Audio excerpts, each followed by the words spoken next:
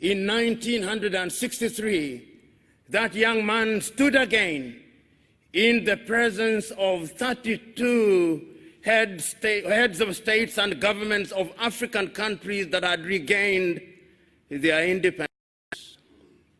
On that day, he reminded his audience that their independence newly acquired would mean nothing if they were not united, that their independence would mean nothing if they did not decolonize their minds, that their independence would mean nothing if they did not act with a sense of urgency to liberate Africa.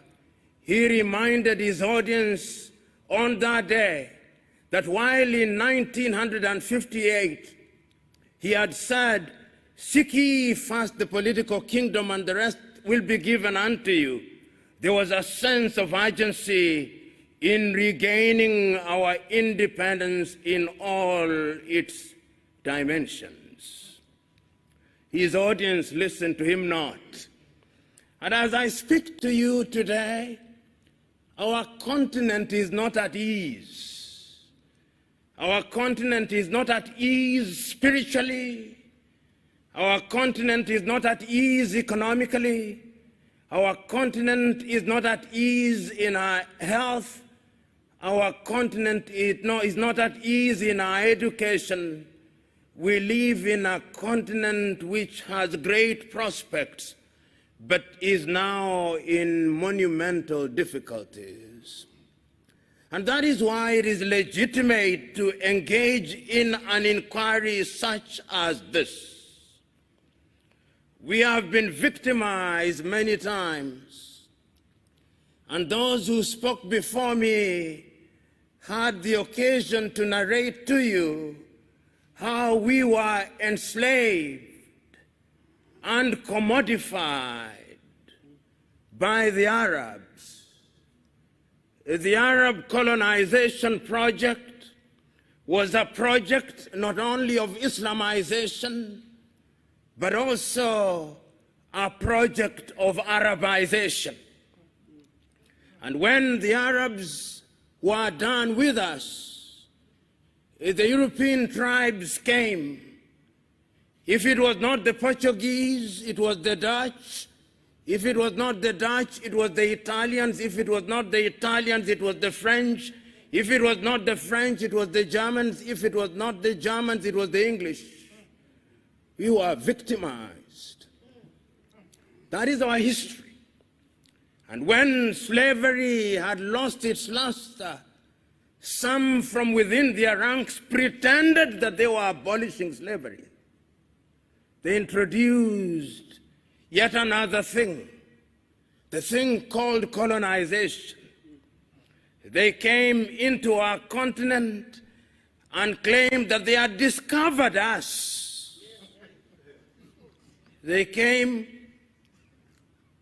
and while we were here, they discovered the Cape of Good Hope. They discovered us, they claimed. While we were here, they came and pretended to discover all lakes and all rivers. That is how they came. While we were here, they came and pretended that we had no history.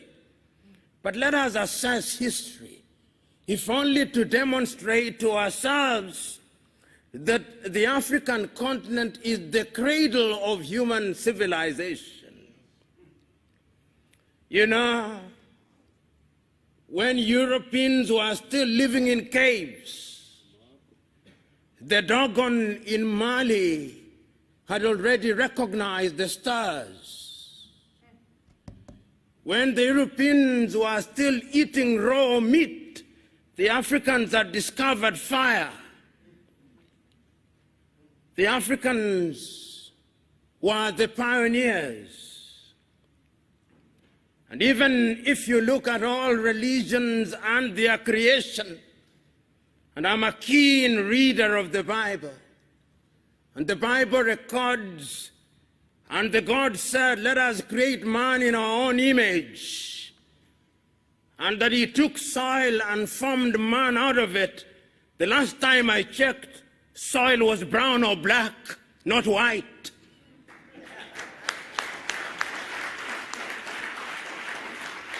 And I can confirm that I checked this morning. The soil is still black, the soil is still brown, and if therefore anybody is created in the image of God, it is we who are of the black race.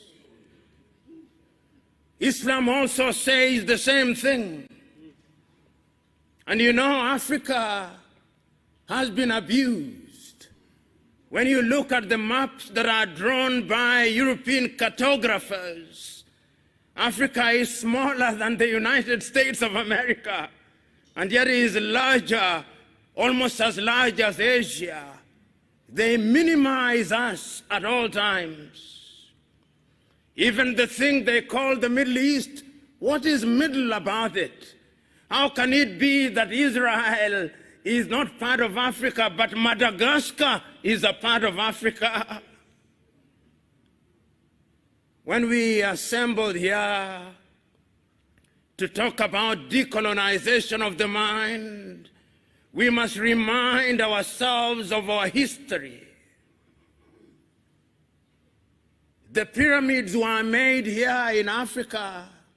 It still defies architecture and engineering. It's the Africans who made them. The walls of Benin, which are 4 times longer than the Chinese Great Wall, were here in Africa. The temples of Lalibela, which were dug out in Ethiopia out of the soil, were made here in Africa. The great walls of Monomotapa in Zimbabwe were made here in Africa. And when you go to the warriors of the world, the Monis or the Amazons of Dahomey were found in present-day Benin.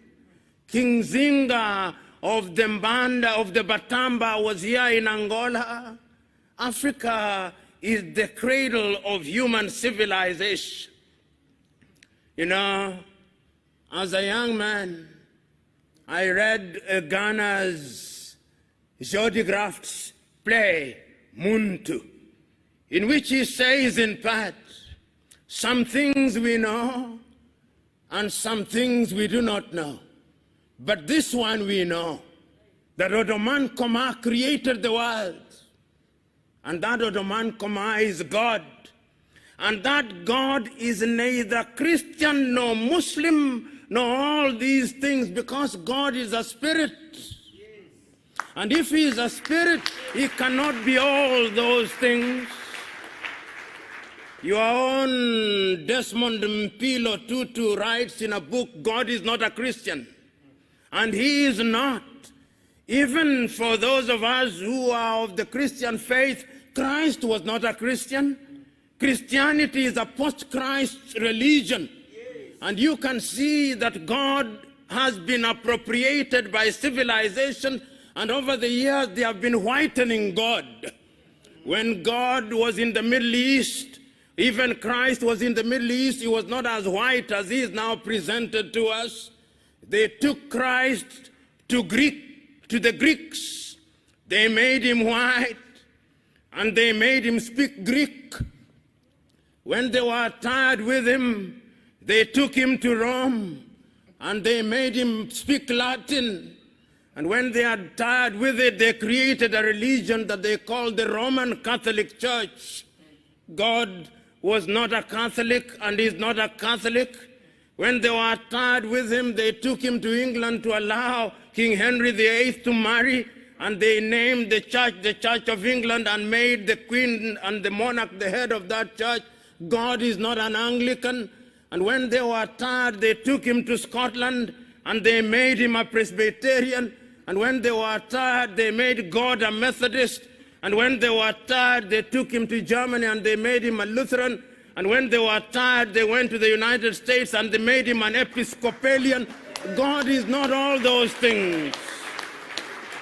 The God that I worship is worshipped in truth and in spirit. And let me tell you, throughout the ages, ask yourself a few fundamental questions. despite the fact that they have done everything to erase Africans from the face of this earth. Even in their own history, they acknowledge that all their great men came to Africa. Why? And what did they come to do to Africa? Socrates was in Africa. And when he came to Africa, he met Orunmila of the Yoruba tribe, who was a greater philosopher than him. Pythagoras was in Africa. What did they come to do to Africa? You pay homage where knowledge resides. Moses was in Africa and was born in Africa. What did he come to do in Africa? You pay homage where knowledge is. Muhammad was in Africa. Why do you come to Africa? You pay homage where knowledge is. Christ or Yeshua was in Africa. Why did he come to Africa? You pay homage where knowledge is. The Lord Krishna of the Hindus was in Africa. Why did he come to Africa? He came to pay homage where knowledge is. This is the cradle of human civilization. But we have been so beaten over the years. We have been so abused over the years. They enslaved us because they feared us. They colonized us because they feared us. They now have a new project, the neo-colonial project. And I'm told that the neo-colonial project is a twin of another child called colonization. Their mother is imperialism. And imperialism never changes its character. It only changes the masks that it wears. We must be wary of it. It is sad, when they came here and abused Christianity, they told us to close our eyes in prayer. And when we opened our eyes, the land had disappeared. That is who they are. They are not our friends. I can still hear through the vicissitudes of time your own Robert Mangaliso Sobukwe saying, there is only one race in the world, the human race. But the whites have forgotten that. The Arabs have forgotten that. The Chinese have forgotten that. It is only we Africans who know that there is only one race, the human race. It is our duty to remind them that that is indeed the divine instruction. Because the God that I worship cannot be bottled in little religions. The God that I worship cannot be contained in little books. The God that I worship is immanent and omnipresent. He is resident in our minds and in our hearts and in our very veins. It is only we who Africans who know him in truth. And in order to appreciate him, we must understand him differently. We must understand him in spirit. You know, when I look at the world, and I look at it often, and when I look at Africa and I look at her often, when I think of Africa and I think of her often, and when I imagine her and I imagine about her often, I say with the famous Sudanese poet Alpha Ituri, "O Africa, why hast thou not realized thy potential?" And the reason is simple. They came here and did something to our mind and to our spirituality. Many men have tried to understand what they did to us. I'll not refer to all of them, but I'll refer to a dramatization which some of you will be familiar with. The African-American Alex Haley produced a film called Roots. And in Roots, he dramatizes the life of a young man uprooted from Jufure village in what is now known as the Gambia, Kunta Kinte. And they take Kunta Kinte to the United States of America. And when they take Kunta Kinte to the United States of America, the first thing that they do to him is to beat him up, that he may change his name, so that Kunta Kinte is beaten out of him, and they introduce a new being called Toby. That is what they do to us. They beat our Africanness out of us. And when we are all empty, they fill us with something that is alien. And then we begin to think like them. We begin to think that our hair is not good enough, so that our women must buy wigs from dead women in Asia, so that our women must reject their skin, they bleach it, that they may become whiter, so that our women can remove their eyebrows and eyelashes, so that our women can paint their lips red. They do that to us, so that our women can stop eating, that they may become slender. They do that to us. And they do that to us because they know that our women are the fountain of life. And that when they change our women, we men who are weak will be changed. We must stop that.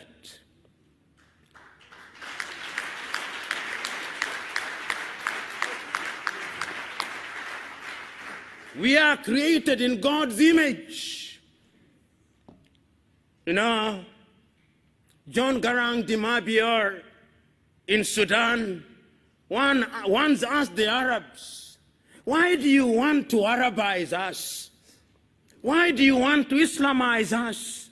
This God who created us, Nuer, Dinka, Zulu, Kosa, Herero, Nama, Ovambo, Ovimbundu, Igbo, Luo, Agekoyo, Dogon, Wolof, Yoruba, Fulani, Fulfude. Was he stupid? If he is all wise, is he not a God of diversity who wants to be celebrated in different and diverse ways?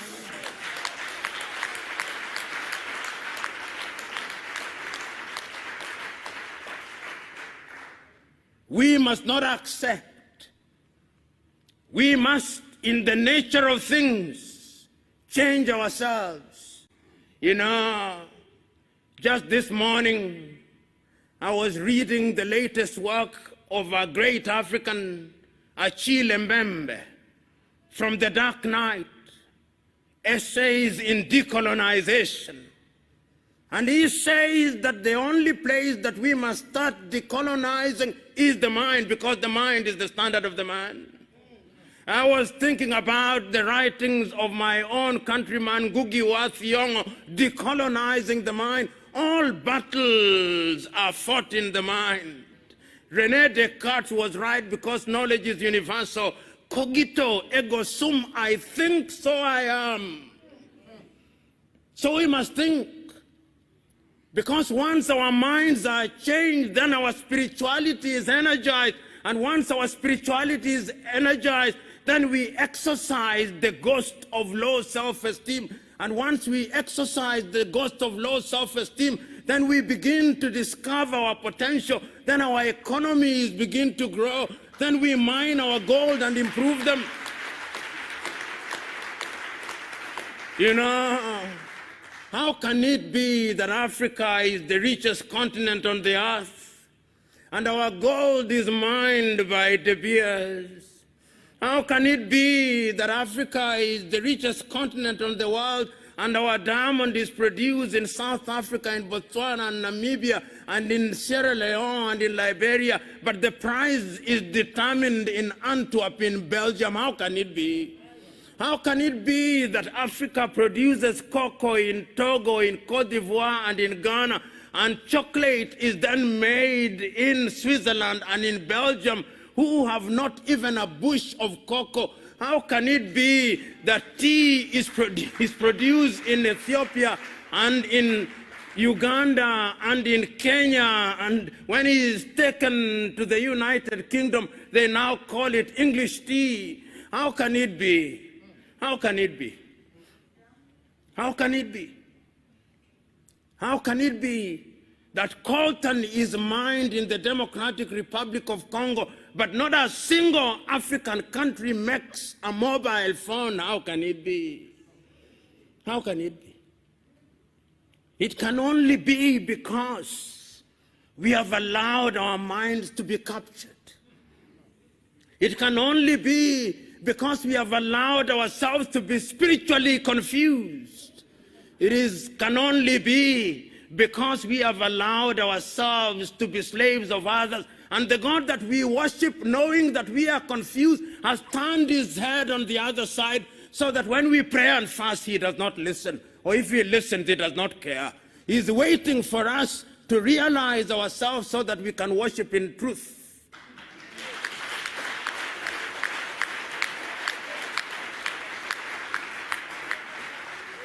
And you know, this is intergenerational. The pains that are being visited upon this generation are out of the sins that were committed by the other generation. It is a time to repent, so that we who have transgressed may say that we have repented, because the future now does not lie in us. The future lies in the young ones. Chinua Achebe was right. These are the young suckers that will grow when the old banana dies. These are the very same upon whose shoulder Africa shall rise.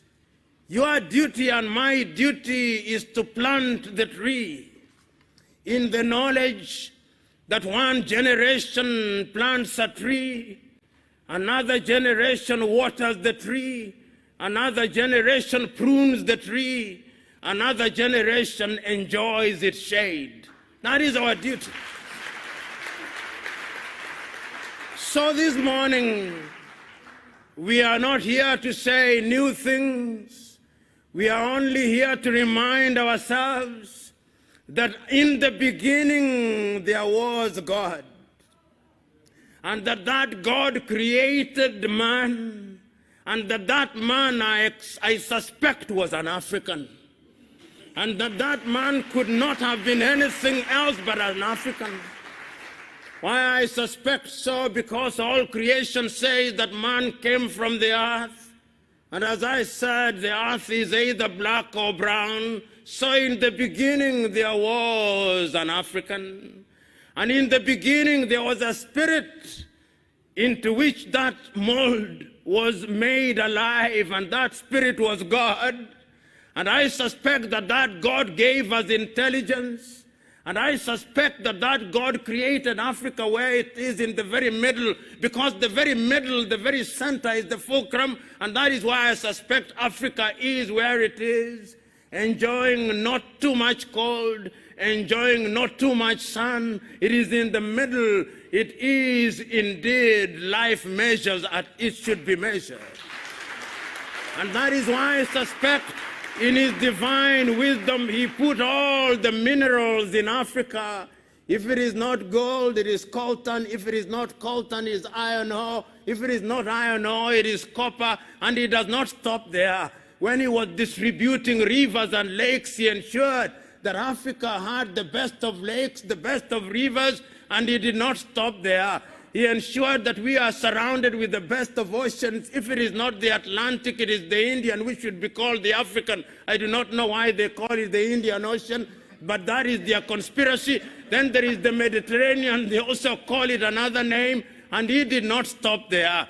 Once he had done that, he ensured that this is a continent that has men and women who are so forgiving, so generous. This is the only continent that has welcomed all civilizations. We started with the Arabs. They abused us. Then came the Portuguese. We welcomed them. They abused us. Then the Dutch came. We welcomed them. They abused us. Then the Italians came. We welcomed them. They abused us. Then the Germans came. We welcomed them. They abused us. Then the French came, we welcomed them, they abused us. Then the English came, we welcomed them and they abused us. Then the Indians came, we welcomed them and they abused us. Then the Lebanese came, we welcomed them, they abused us. Now the Chinese are coming, we are welcoming them and they are abusing us. We must stop this. And we can only stop this through self-realization.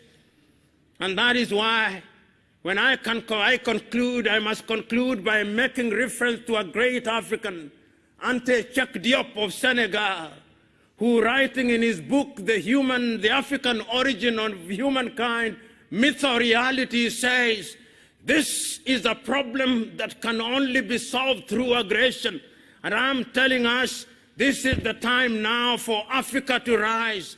Africa will be great. Africa must be great, and it will only be great if we choose to spiritually decolonize our minds, our hearts, and culture, because it is only then that Africa will be a great continent. God bless you.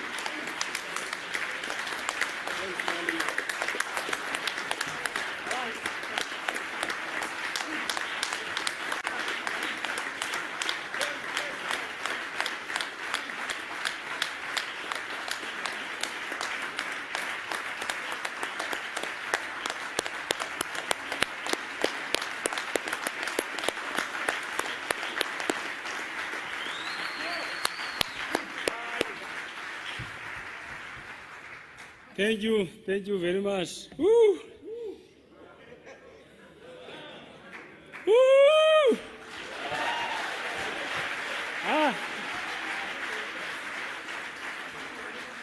Ya wavela madoda aphangeleyo ngapha ya, komathi madoda aphangeleyo pha.